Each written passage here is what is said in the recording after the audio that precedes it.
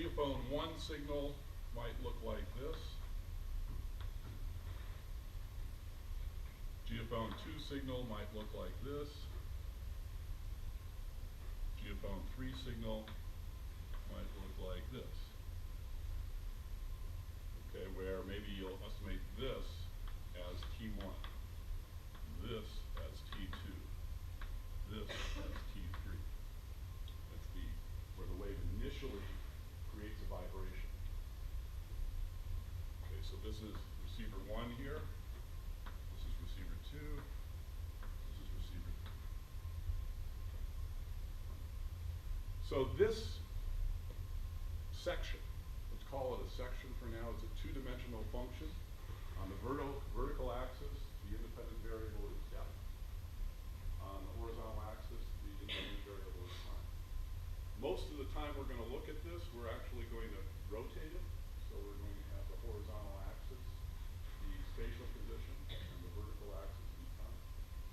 The two-dimensional function, like we talked about last time, the matrix. Each one of these time series is a seismogram.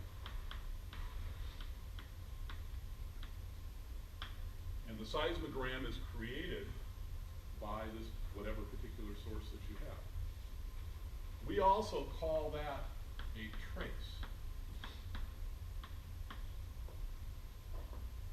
So when I talk about a seismic trace, I'm talking about a single source and receiver position, and I'm talking about the time series associated with that, the seismogram associated with a particular source and receiver position.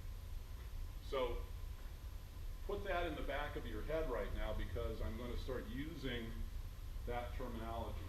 Shot equals source, receiver equals geophone, ray or ray path, travel time, seismogram or trace. One other term that I'm going to use, I'm going to call this whole thing here, I'm going to call this a gather.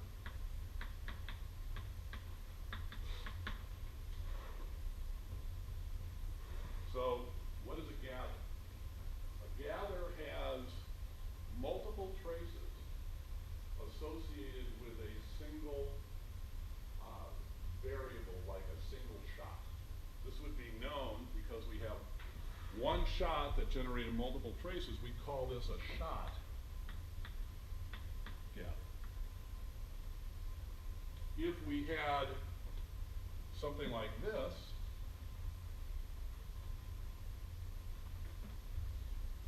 let's say that we had the reverse. Let's say that we had a receiver up here, and we had 3 shots in the hole. Okay? And I just sent the waves upwards. How would that be related to the shot up hole and the receiver down hole? What would my gather look like? It'd be identical. Nearly identical. It would have the same travel time, right? All we've done is reverse the source and receiver position. But the wave is just going up versus down. The wave doesn't know the difference in velocity. In this case, does not have a directional component to it. Doesn't matter where the wave goes up. If I send an air wave up there versus sending it down here, I get the same travel. Velocity in air doesn't care which direction I send it.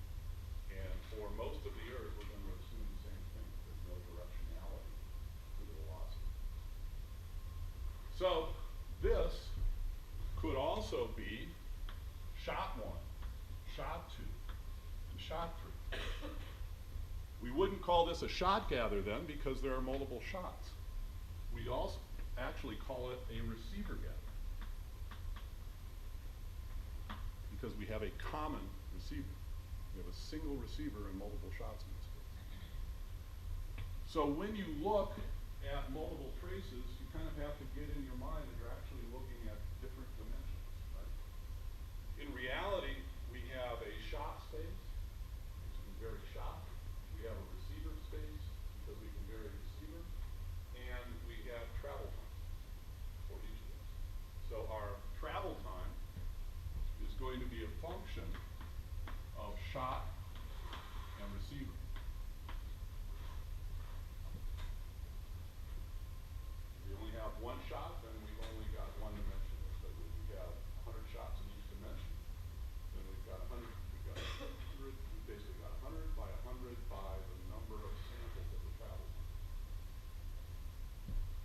this case, we're thinking that there's one travel time per trace, right? So this is for a particular ij. That would be this measured travel time right here. In reality, though, the trace has maybe 1,000 values, right? And so what we do, when we measure this value, remember there are all kinds of values on the trace, like this. All these, this is a vector of values, right? What are we doing when we estimate that value? Well, that is called picking.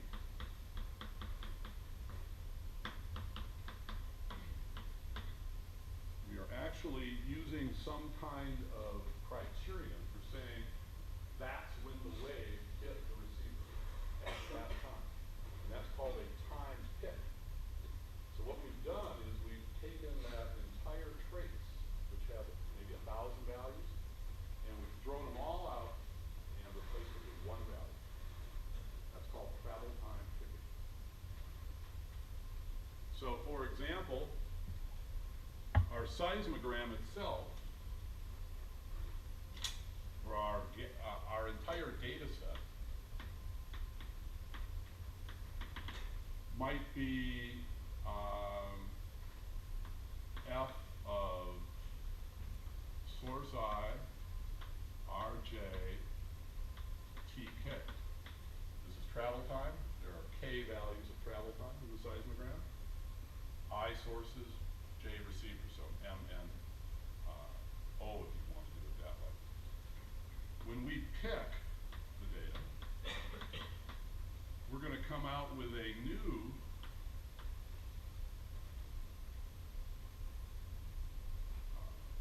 we're basically going to come out with a gij. Come out with one value of time for each source and receiver. So we're converting that very large data set into a much smaller one by basically taking this one value of time versus 1,000 values and converting it. Does everybody understand that? Yeah. So for your travel time value, you have all the values starting after it is T1, T2, Yeah. all of that, and then now you just That is, at first, all those little specks that I go, those are the time sandwiches, right? So that is like an MP3 file, a music file, right? Just playing that time sample. Those are values of whatever you're hearing, like you're hearing my words, right? What we want out of that is a very specific value, right? All we want is the travel time, because we're interested in the velocity. So, in more sophisticated analysis, and Fred will talk about this a lot, we actually use all the data. But for the next probably 2 or 3 weeks, we're going to just be using one value per trace, or maybe 2 or 3. We're going to be picking individual values and making that very complex seismogram simple travel. Does that make sense? Anybody have any problem with that? So there are a lot of definitions here, and it's really important that you have at least this concept under your belt. That's a good one. Speak now or forever hold it. Okay, let's move on. Now can we so what I want to do now, really briefly, is go over a little bit of the mechanics of how a hammer blow here creates a seismogram. But all I've told you is that if I drop a stone into the water, I create waves. But what we need to look at a little bit is exactly how these waves are created. By the way, here is a synthetic seismogram. So what we've done here, actually, this is a good question. All right. So what I want you to do is seismogram, what I'd like you to do is do the following.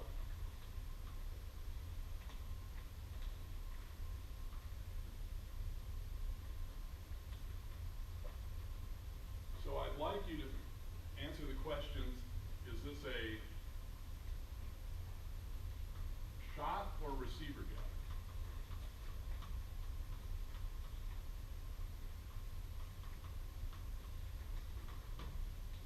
First question.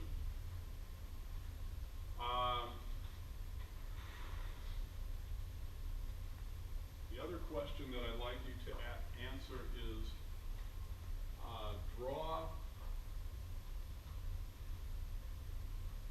a source time history.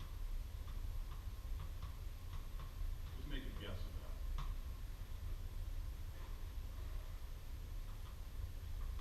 What do I mean by the time history of the source? I mean that when, I'm kind of giving you a hint on whether it's a source or receiver gather. If I hit the source here, how does